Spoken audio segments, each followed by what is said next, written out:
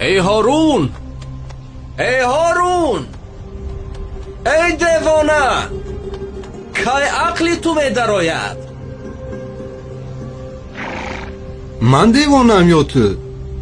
البته که تو دیوانه ای.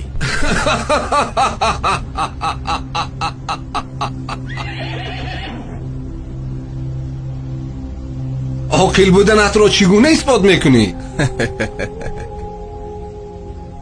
من میدونم که قصرهای با حشمت تو ابدی نیست، اما حیات آخرت ابدی است. من برای آخرت آمادگی میبینم. تو باشه برای دنیا. قصرها بنیاد داری و دنیای خود را آباد میسازی و آخرتت را خراب. با این خاطر میترسی که این آبادی را گذاشته به آن ویران نروی، در حالی که تو انیق میدانی خانه آخرتت آنجاست. هارون، اکنون با من گوی که دیوانه است. به خدا قسم که راست میگویی. باز یگان نصیحتم کن. کتاب خدا برای تو بسنده است، به آن چنگ زن و رستگار شو. یگان احتیاج داری که آن را برآورده کنم؟ بله، 3 خواهش دارم.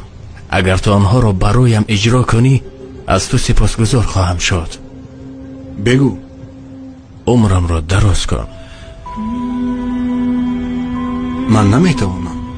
مرا از چنگ عزراییل نجات ده. این از دستی من نمی آید. پس مرا وارد بهشت ساز و از دوزخ نجاتم ده. من قدرت این را ندارم. این طور که باشد تو غلام هستی نه شاه، و من از غلامان حاجت نمیپرسم.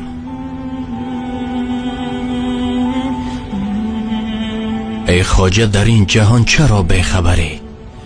روزان و شبان در طلب سیم و زری.